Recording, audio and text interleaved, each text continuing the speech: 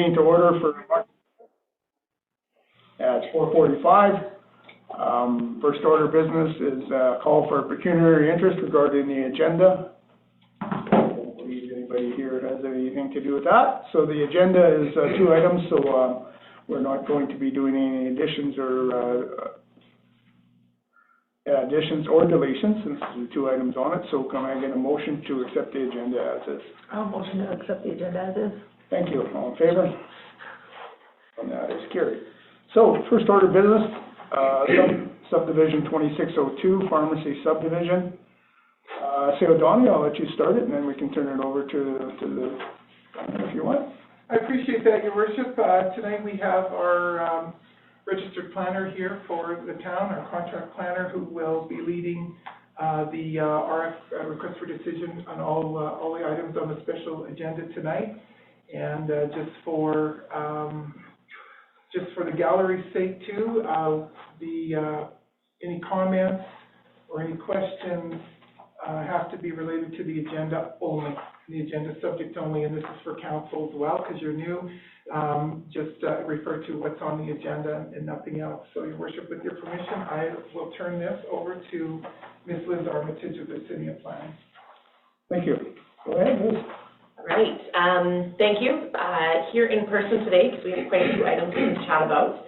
This first item, I'm not going to read you guys the report. You have the report. You will see, actually, in all the reports that there are maps of the locations of where everything is. So this one in front of you is one that you guys saw in December. At that point in time, we passed the subdivision. However, after the appeal period, the applicant has come back and came up with a proposal for a new wording on a clause, which is clause 4. So absolutely nothing is changing except the proposal of clause 4 and an addition of clause 10. So what they're offering is essentially they don't want to install the infrastructure in the ground right now. And so in lieu of installing it in the ground, what they're proposing is that they will, as part of the endorsement process, they will register an instrument on title that states the lands are not serviced, the developer is required to design and install services prior to future development, and the developer/landowner will be responsible for those costs. Essentially what they're doing is putting a flag on the title for any future purchaser. The last thing we ever want to do is create lots that aren't serviced, and that's a rule of thumb across the province. And so what he's requested is basically, I don't want to spend that money prior to endorsement, I want to sell it, and that becomes essentially the purchaser in the future, whether that's in 5 days or 5 years or 50 years, has that flag on their title. And so if council chooses to change that clause, we also are recommending the addition of clause 10, which says subdivision approval for SD 2501 is considered null and void. So that means the old subdivision that was approved in December, we're no longer going to endorse. And so the applicant still has to come forward with all of these materials. They have to prepare this instrument that we sign off on, and it goes on title. And that way it can't be discharged without the town's knowledge. Okay. And it's very important that we keep it there. Again, it's when people buy lots, they generally expect them to be serviced. And we've had instances in Thorsby in the past where lots haven't been serviced, and it's created problems. So it's kind of a compromise that allows him to continue with his intentions while also protecting future purchasers. All right, yes, say that. Just one addition, town administration, we cannot amend a subdivision condition. This is why we're presenting the subdivision for approval to council with revised conditions. So just to make that clear. Okay, perfect, thank you. So everybody kind of recalls we did this originally. Yeah. We went through this exercise before, so this is just that change in there. Are there any questions from anybody? There was only the 3 conditions we put on. There was 9 conditions in the original, and now there will be 10. So if Jesse scrolls down, you'll see, down. These are the conditions. Engage a surveyor, pay your taxes, ensure all right-of-ways are brought forward, forge the new one, then make sure necessary changes to the utilities essentially, make arrangements with Fortis, submit grading plans prepared by a qualified professional to the satisfaction of the Development Authority. I will not recommend amending that clause. There's not a request before us to amend that. And essentially, when you subdivide a lot, it should be ready for someone to build on it. And so when you have a mound, people aren't necessarily ready to build on it. So that's where we expect it to be graded, and have the plans prepared to do that. Pay the endorsement fee is as per the fee schedule, and municipal reserves are not owing because it's less than 0.8 hectares, which is a Municipal Government Act requirement.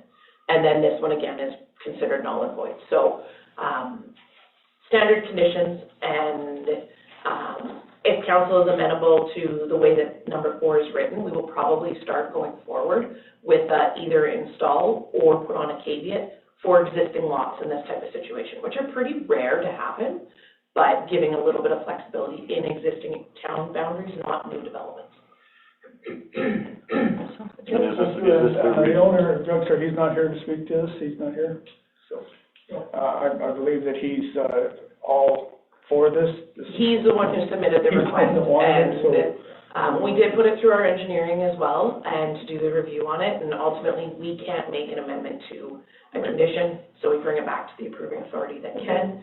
We did not recirculate it to any agencies because the subdivision itself is not changing. Right. So he'll face another 14-day appeal period. Again, that's per the Municipal Government Act, so we can't do anything until that time's up. And So this is the new owner, is it not? Like, this is not the new owner. This is the old owner. The old owner. This is what he wants. Otherwise, he feels it's not worthwhile to try and sell it. Like so. I think everything's laid out nicely. Yeah. The information is there. I wouldn't make any changes, I'd leave it as is. So then we just have to motion to approve it? Yeah, that needs to be in here, so. Then that way, not that we benefit, but we got the water, the sewer rates ready to go, because what if the last minute he tries to sell to somebody else or whatever? Yep. At least we as the town have got our butt covered. We've fulfilled all our conditions. Yeah, we've registered caveat, yeah. as long as that caveat's on title, I'm comfortable with it. Yeah. And I can recommend that from my perspective as a planner. If there's no caveat on title, then I'm not okay with it. But that caveat protects us. And more than anything, it protects the future purchaser. Yeah. So, and he can't do endorsement without preparing that document and us signing on to that. So he has to prepare that. Or technically, we could have our legal prepare it and he could pay for it. Here it comes now, I believe. Hi, Ted.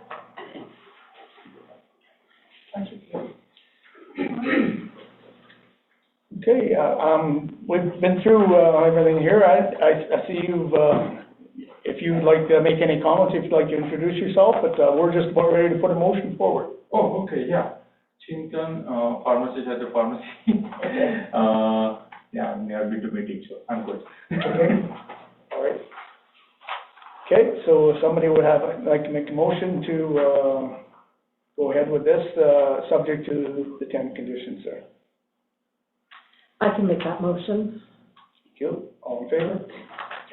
Carried. You made it just in time. You're good to go. So what I will have to do now? Yours is over, you can leave. You can drive home. I will stay, I already closed it, so. You can go ahead and register the caveat and away you go. Yeah, so all of these 10 conditions have to be met, which really the two big ones are the new version of 4, which is the caveat, and then that grading plan as well, which again, we would not recommend changing that. That is a requirement that needs to be met at this stage. Okay, And then, yeah, we're good to go. all right. Thank you. Okay, moving on to, we have one more. So, on item 4.2, subdivision 2601, Morningstar Custom Homes subdivision application. And just before I turn over to Donna, I just want to make sure that everybody's aware, this isn't for the whole subdivision. This is for one lot. It is for the lot that's on 53rd Avenue and 47th Street there. So, if anybody's thinking it's for the whole thing, it is not. So, see you, Donna? Do we have a blow up of this now? Yep, there's one in there. That's in yellow, there's right there. So that is only dealing with this one lot. So, see you, Donna, go right ahead, Sticky. Thank you, Your Worship.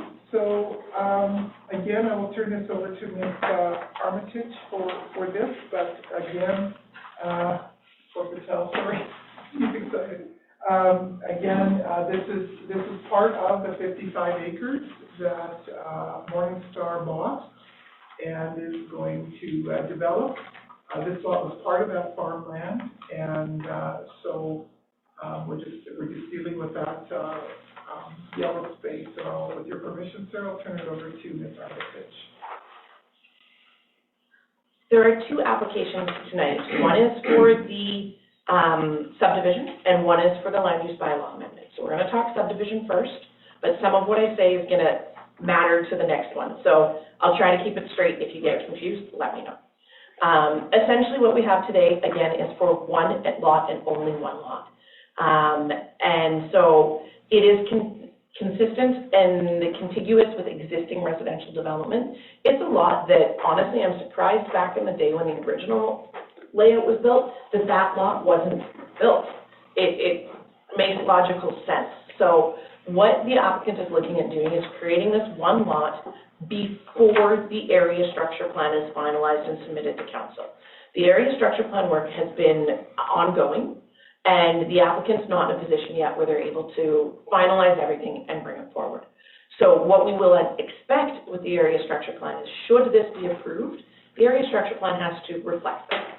So if we scroll down a little bit under background, I think, there's a picture from the ASP, which shows it actually is a little space of PS, but there's supposed to be a red box in there, but I think I messed up on submitting it. And so that is going to have to be changed from what was presented to the public at the applicant's open house to reflect the R1 designation.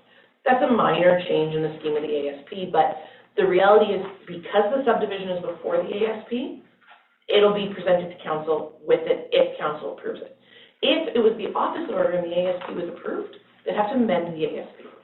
So it's still, there's always a process to do these things, but we are looking at this one lot first, and the rationale that we received for this one lot is essentially that it's a pretty simple location to add in another show home, another lot for sale, using existing infrastructure. There's no pipes that need to be added to the ground, there's no roads that need to be added. It's a very simple lot to service and build. And so once the subdivision is moving forward, assuming it does, we also have the redesignation going forward to council. Right now, it is urban holdings, which is essentially undeveloped, keep it as farmland lot. You could build a house on that new parcel under the urban holdings.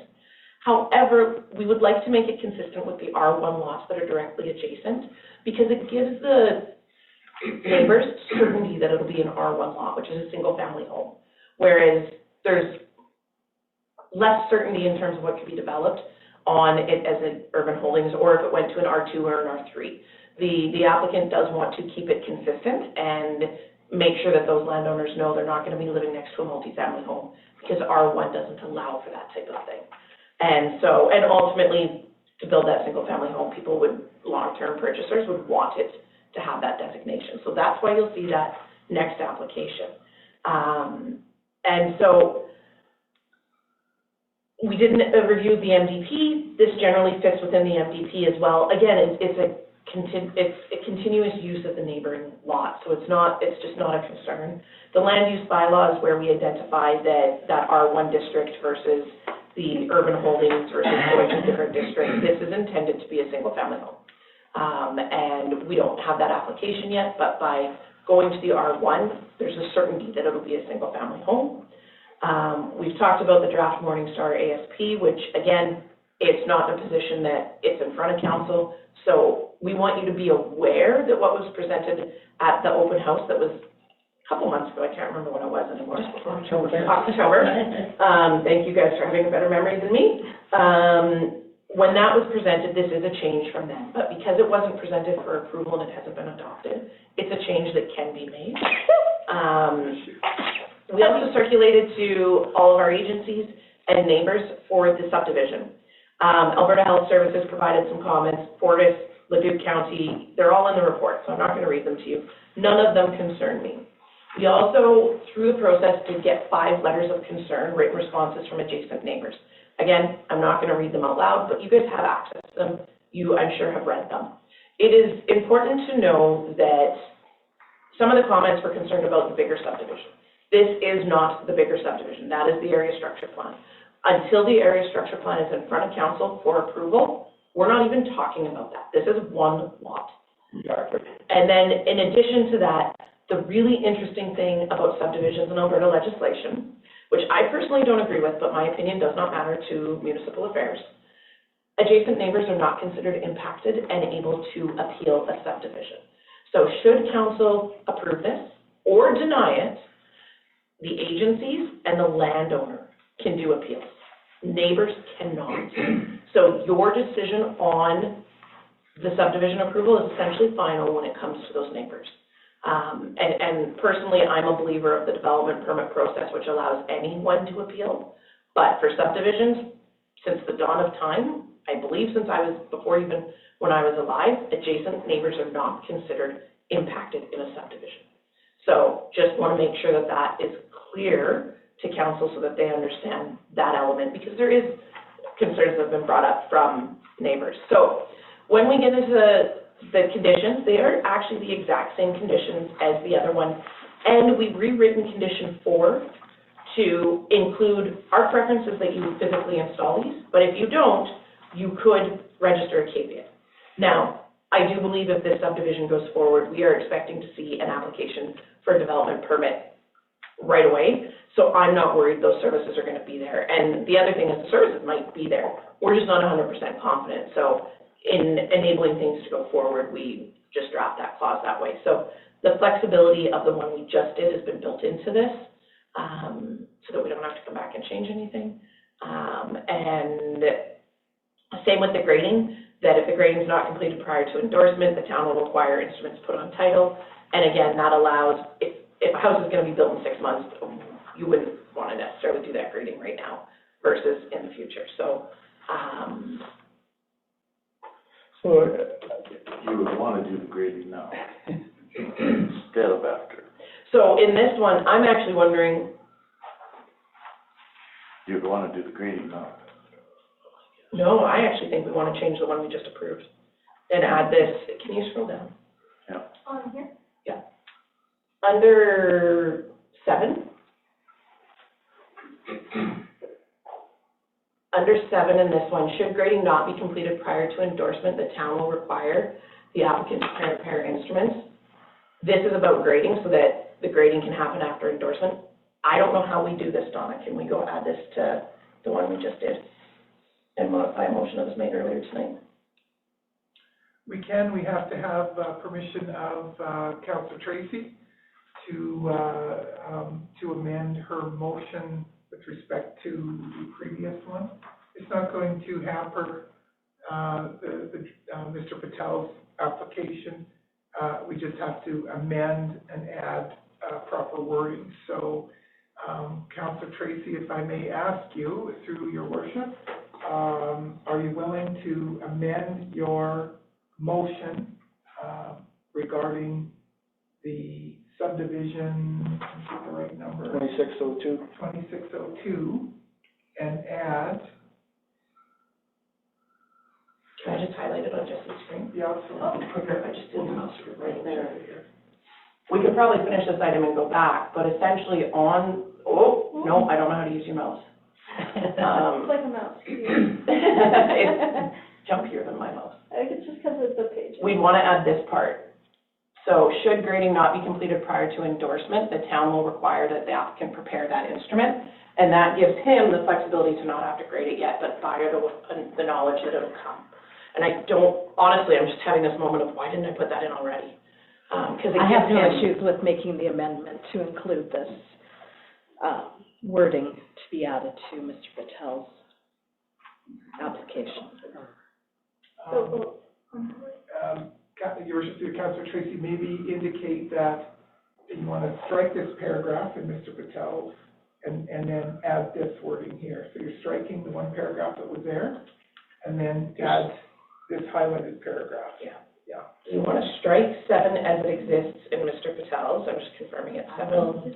Yeah. Well, help you through. Suggest that I will strike number 7 in Mr. Patel's and add in 7 as it's written in Morningstar's. Number 7, as it is written in Morningstar's. Thank you. I'm sorry, I don't know how I didn't think of that. Okay. So thank you for making that right for him. Appreciate it. So this is the original one there, so right there. So we're striking that and we're replacing it with this one here. Just so they're both, equidistant and the same, right? Yeah. Okay. We can't talk from being back here at all, can we?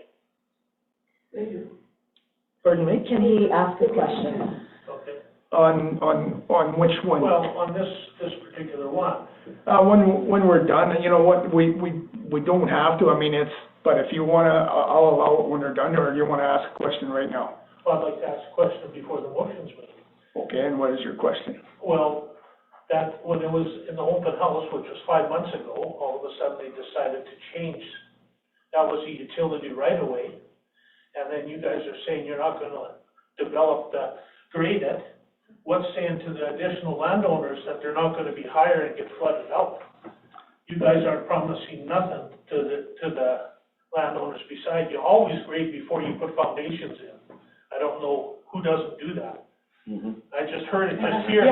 Somebody that's supposed to know is saying, no, we'll grade after. Well, that never works. Okay, well, I have two people here that can probably answer this, one is, Liz, if you don't mind, and then also I'll ask, Wes from, Morningstar, possibly he can address that issue. Can I just interrupt here for 1 second? Donna, I don't think we should be tying Morningstar's name to Tracy's. It's the wording. We're copying the paragraph, seven. Yeah. So the word They Morningstar. they cannot be tied together, they are separate applications. Just, you guys should use the word, so I didn't want them tied together. The wording is getting copied and pasted. Yeah, I just didn't want the words Morningstar tied to No. somebody else. No. So if I can, there's two questions I heard in this. One is the fact of this lot having previously been a public utility lot. It was never a public utility lot, it was what is called public service, which was green park space. So if council chooses to approve this, that green space, we are allowed through the Municipal Government Act to take 10% of any development over 0.8 hectares for municipal reserve. We will expect in this final submission, when we get it for the ASP, that park space is allocated somewhere else. We will not accept less than 10%.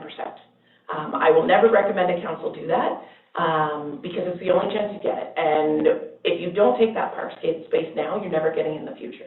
So that will be part of this amendment within the ASP when it's brought forward. Anything that doesn't meet that number would be flagged for council's notice and with a recommendation for refusal. So we are not going to accept the removal of green space without it being replaced elsewhere. Secondly, in terms of the grading absolutely has to happen before the foundation is poured. What we're saying is that the grading doesn't have to happen before endorsement of the subdivision. What endorsement means is at the subdivision stage, there's an application that's in front of you today. When it comes to endorsement, these conditions have to be met in order for the development authority, which is your CAO in this circumstance, to sign off on the materials going to land titles to register the actual lot. So that way that you have to do that. When it comes to your development permit, which would be the next stage, the applicant does have to do grading and confirm that the grading works prior to development. And then in our development permits, we actually require that post-construction, they submit proof that the grading as built are accurate and will work and acceptable to the town of Thorsby's engineering and planning. So we definitely backstop this, and I will go so far as to say one of our biggest concerns in Thorsby is actually our drainage, because we are flat. And so this is a piece that we do not take lightly, and we do take some securities that we hold back until all these things are dealt with. And we have held back on other properties in town because it hasn't been dealt with, and we will not release that money until that happens. Under Alberta legislation, through Alberta, environment is what I call it because I'm old. I think it has a new name every 6 months, but under the regulations of Alberta environment, post-drainage after development cannot flow onto a neighbor's land at a greater value than pre-development. So it's our responsibility as a municipality to ensure that that is the case. Does it mean in a big rainstorm, an event, that there could be flooding? Absolutely. We're designing to certain standards that meet Alberta environment standards. And the intention is that that should never happen, regardless if it's a new house now or if it was a house built 20 years from now or whenever, built to the legislation that's in place. So we are very cognizant of that, and through that development permit process, that grading will have to be dealt with and meet the conditions of Gotcha. that. See it on it, yeah. And to add what Mr. Arch is just saying, so when the open house happened, the developer had a concept. And the concept changed, but council has not seen the area structure plan. So if the developer had wanted to change this after you had approved the area structure plan, we would have to bring it all back and have a discussion. But the area structure plan you have not seen yet because it's not ready. So this lot can safely be considered for subdivision. I would like to add to that, we haven't seen it either as administration. No. We're not sitting on it and keeping it from you guys. No, We're not in a position where the applicant has brought it in The yet. fact of the matter is, this isn't exclusive to Morningstar. If the previous owners would have wanted to do this at any time before this, they could have gone through this same process. Yeah. So, sorry, I know who you are, but would you like to introduce yourself, please? My name is Gerald Senyo. I'm the father of my daughter that lives right next door, and son-in-law. The question I have, and I believe that's called Madison Developments, that area. So tell me where the green space is for that initial area. Now they're trying to take, I understand that was the green space for Madison Developments. Now that they're gonna take that green space away from what was approved before and put a house in that place. Tell me where the green space is for that development area, because you just told me that 10% of the land has to be green space in that area. So there is no area structure plan in place from when the Madison development happened, so we don't have any. There has to be. There isn't. I don't know what to tell you. There isn't one. And so what we do know is that green space is registered at land titles with the designation MR untitled. This land does not have that designation on it. So municipal reserve is what we can take 10% of. And so typically schools are on municipal reserve, playgrounds, tot lots. Sometimes there is empty land, but very atypical would be accept empty land that's not programmed. So that's where you put a tot lot on it, or some sort of programming. So municipal reserve, when that designation is registered at a subdivision stage, and so the area is designated largely as PS on this map, which is the draft area structure plan, we would anticipate for the most part that those will have that designation on them. And that is actually governed through the Municipal Government Act, the disposition of municipal reserve, and it's very hard to do. This is simply private-owned land that has acted as a green space for a number of years. And so... So you're saying that, as what I know is Madison, whatever, that there was never any green space for that area? No, I'm saying this parcel wasn't. I don't know about Madison. I don't have any of the development plans. We haven't pulled titles on all of the lots. What I do know is that my understanding of when Madison was done is there wasn't a planner on staff that would have been saying, hey, this needs to be designated as MR. Okay. This needs to be done this way. And so that's my best guess at that, but I don't know. What I do know is public green space is always owned by the municipality. This land has never been owned by the municipality. It has been owned privately. You don't require a green space for one house, do you? Well, and that's actually in both this subdivision and the last one. If we scroll down to the conditions, Jesse, Required for an area. under, if we look at condition number, I want to say 9, but don't quote me on that yet. Municipal reserves are not owing as the land that is to be subdivided is less than 0.8 hectares. The Municipal Government Act stipulates that anything under 0.8 hectares does not have to have an MR contribution. If you're at 1 hectare or 0.9 hectares, then the municipality can take that. And if they don't, because you don't want little slivers of nothing land, you'd register something on title to get it in the future. It's called a deferred reserve caveat. And so this parcel was never part of Madison to begin with. It was part of the Privately owned. private owned It's always, to my understanding, it has always been part of that, and that's why we have a subdivision in front of us. Is the landowner, who is now Morningstar, is looking at creating one more parcel to build on, and so it's a privately owned land. Thank you. So the developer could choose to make this a park space, or he's got to find another area to be park space? Well, the whole scam, or the whole scheme of things, he's gotta have 10%. Well, Part of my English.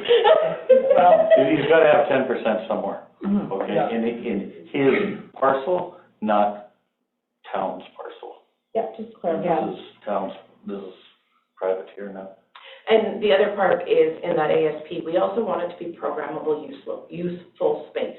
Mhm. So at one point in one of the drafts we saw, it had what I would call a park to nowhere. It was not accessible to general public, it was only accessible to 8 landowners, and we said, no, make that their backyard. That's not public recreation land when there is no accessibility for everybody. So those dialogues are happening on the ASP lands, and it's being, from my opinion, quite well received. And so we don't have a specific timeline for the ASP to be brought back to council, because we're not the drivers of that, that's the applicant. But we are anticipating within the next couple months to see a formal application that will be brought forward to council for the community to be able to evaluate. And that area structure plan will require a public hearing for approval, and notices will go to everyone that's adjacent so that they're aware as well. All right, okay, one more question, and we gotta get back to the other one. Sorry, am I Yeah. allowed to talk? Yeah, go ahead. So I am here representing 3 of those 5 letters that I know of, who have been born and raised here and are ready to ship her out. For reasons stated, you have the letters. I think we were quite deceived in that presentation. That was a very open house that we said, oh, you have information from, have got nothing since October. And then was a little sour in the mouth when I talked to Donna the other week and was told, and I'm not throwing her under that bus, but that they own it, they can do as they wish. Okay, well, as Liz mentioned earlier, in your terminology, right, I mean, this is, there's no appeals on this thing. This is kind of cut and dry. Like, I mean, I'm letting you guys speak on this because, just because of the way it is. I don't wanna, leave any real hard feelings in there, and, I mean, it's one lot, it's not the whole thing. So, I'm gonna ask maybe, I guess, first of all, I think we should get rid of the, other amendment there, and then we'll come back to this here. Does that sound logical, Donna? It does, your worship, that way we can put that one. Let's put that one to bed, and then we'll come right back to this one. Okay, so you were gonna make a friendly amendment to the other one? We didn't finish that up? No, we voted on it. Okay. Vote, I thought your. All right, well, yes, please. If you can copy and paste and take the words from the second subdivision wording and put it to the first to make that one satisfactory for the pharmacy owner. Thank you. All in favor? That's carried. Okay, so we'll put that one to bed. So now we'll get back to this. Your worship, in the minutes, I've confirmed that that's exactly what, Councillor Tracy means, and that has been done. Yes. So now we'll get back to the other one, and I'd like to, if I may, if Wes from Morningstar, maybe we address the green space for if any plans that you have for green space or anything that. Green spaces are being worked on by the development company. So there's plenty of areas we're gonna have enough green space as required by the law, and we're good with all that. Okay. So that's all I can say about that. I mean, Yeah, no, I didn't mean to put you on the spot there, but yeah, no, I that's just it. We're just trying to keep things moving. This process is taking way longer than it should have, right? Not blaming you guys, I'm blaming my development company that I hired. Right. It's gonna be 2 years in another few months. This should have been done in a year and a half. So we're just trying to keep things moving, trying to keep cash flow moving, and filling up our lot. That's all we're trying to. I mean, right now, we're complaining about this one green space, but we got 3 houses on the go right down 50 feet away from these right now, so I don't understand the whole thing. I get if someone's used to having an open piece of land next to them. I used to live in an open piece of land too, and I understand that. But you don't own it. You know, I've been there, done that. Doesn't make you happy, but you know, you're welcome. I'll sell you the lot if you like. I'd be happy to. You know, but I'm just saying, we're just trying to move and keep to our goal and our dream of doing the subdivision and park and ice rink and everything that we want to do in this thing, right? We're just keep pushing for that goal. And weeds and everything else that you have this year, there may weed that you could look after. Actually, we had that taken care of. and Not the second time, not the second time. Okay, that's enough, because, you know, We had the main weed taken I'm care not of. gonna have any arguments in here, we're gonna vote on this thing here. So, Oh, I have pictures. Yeah, Okay. we got pictures. So, I mean, you heard, Liz, the registered planner, I mean, this thing is not appealable, it's actually, it's not even up for comments and all that, and I gave you guys the opportunity to do it, we've heard it, so now we're gonna go back to the. Thank you. Okay, so, anything further from anybody else on the council? Yeah, so I've got a few questions on this. Let's go back to the plan here, please. First thing I'd like to know is, as a side note here from the gallery, that there's been, notices received by this office. We haven't seen any of these, Daryl, and we should be privy to these. They were attached in your, absolutely, they are in your council package, You have them. Okay.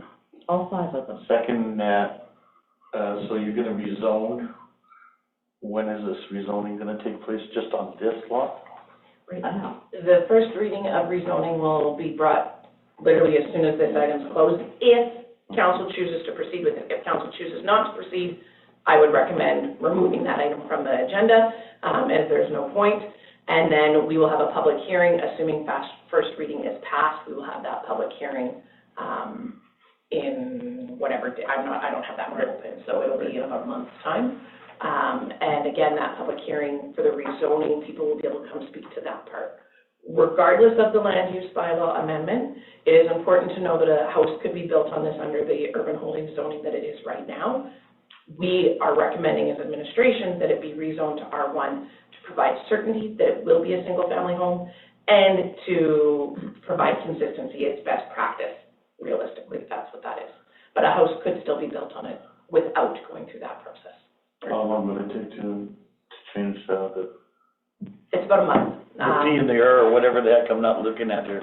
The UH to the R1, Yeah. is about a month. We do first reading today, and then we'll be back in about, again, that's in the motion in the next item, that we will go through that timing, but it's about a month. Okay. And that lot size will stay the same then, just amalgamated together? No, it won't be amalgamated at all. It's land use, so it'll just change from urban holdings to R1. So right now it's showing the boundary line. Yeah. Can I have that back up on the screen, or it's showing the two different ones? Here's my question. Sorry, do you need this one? Or which one? Yeah. We're only creating one new lot. I get that, but right now on the other shot that we had, it's. Oh, the bigger map. Draft Yes. area structure plan? No, go down a bit. There. That one right there. Okay. So these two you're gonna put together? No, it's just one lot. We're just creating one lot. So the R1 You gotta go higher. will run directly with the R1. Can I stand up and point? Yes, please. Okay, I got a road line here, to here, to here, to here, so that's what. Look on here. Okay, this PS Yeah, will go like this and cut over, and that'll be R1 adjacent to R1. This may still be R2. okay. So there's no additional roads proposed in It's this just a one. small, okay. The road will come through the ASP process, and we know logically the road there will extend. So the only thing you're gonna do is change the PS to an R1? And just the one PS? Yep. Not the other one? Nope, just the one portion of that PS. Okay. And our utilities are coming off of 47? Yep, Is it 47 straight out? whatever that is. So the utilities will have to, There you go. Right here, sorry, it shows the street better. Okay. Okay, any other discussion? Well, I think R1 zoning is preferable over R2 or R3. Well, because we get their single-family home. and it is an oversized lot, I will say that as well, so there will be on that parcel more space in all likelihood. Just the dimensions of it have been proposed to make it a larger, and you can have a larger R1 lot. But you can see the space of it is bigger than the adjacent neighbor. All right, like I said, I mean, this probably could have been done a long time ago. so as part of the Madison part, and, anyhow. Recommendation, anybody like to make the motion to approve subdivision application SD 2601, subject to the 9 conditions?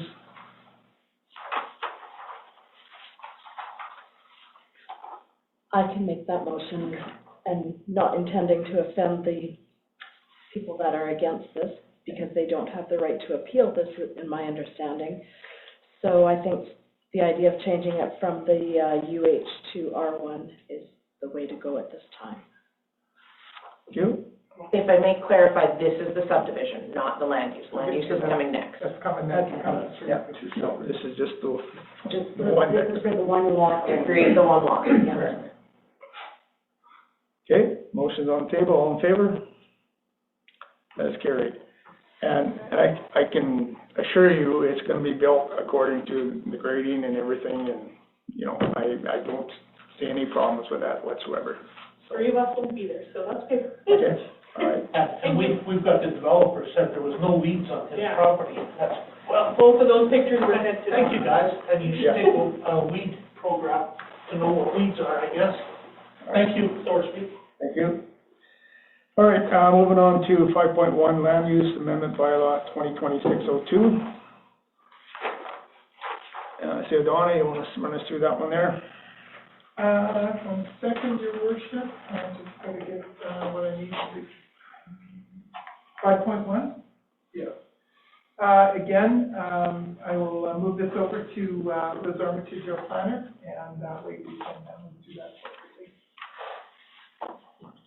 This is exactly what we were just talking about. So in the interest of time, I'm not gonna go back through it. This one is for the land use, this is first reading. So if we go all the way down to recommendations, we have 3 recommendations. The first is that council give first reading to this bylaw amendment to the districts from urban holdings to R1.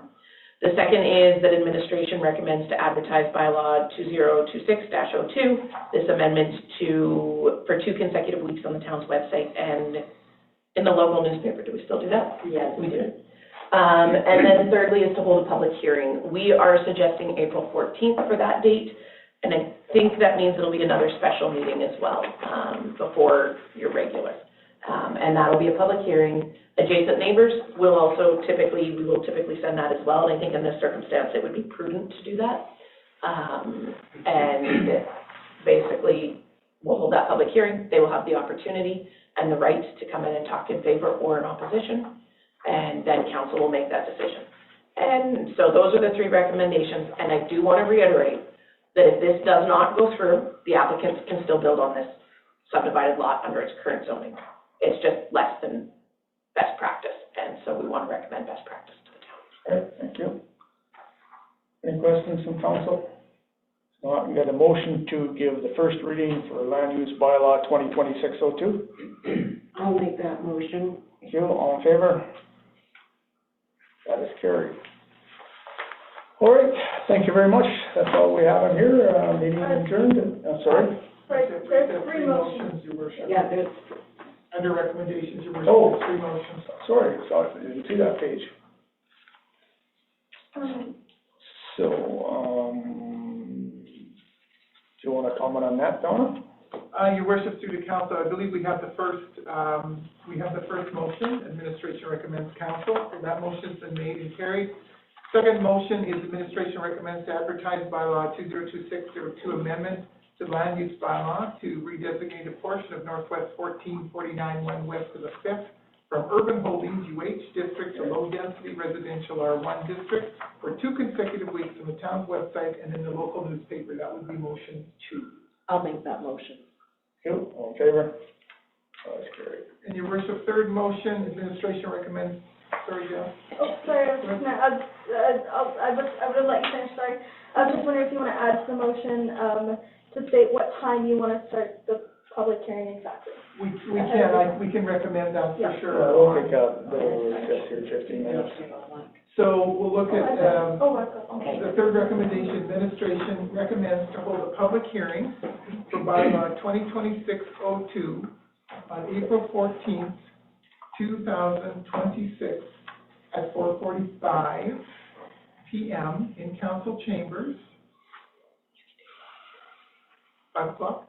We can do 5 o'clock. Let me make a friendly amendment to help you. 5 o'clock. Yeah, I was getting a look. Gonna be enough time. It will be enough time. Let me go back, Jesse, just collate my words. Administration, Your Worship, with your permission, I'll go back and do this again. Administration recommends to hold a public hearing for bylaw 2026-02, April 14th, 2026, at 5 p.m. in council chambers. Amendment to the land use bylaw to redesignate a portion of Northwest 1449-1 west of the 5th Meridian from Urban Holdings UH District to low-density residential R1 District. I'll make that motion. All in favor? Okay, now do you want to make, how do you want to make the motion there for, we'll take a recess here, 10 minutes or so? Yeah. No, you can, Your Worship, you can adjourn this meeting because we'll open up the committee of the whole meeting on its own merits, sir. Okay, I adjourn the meeting here at 5:30.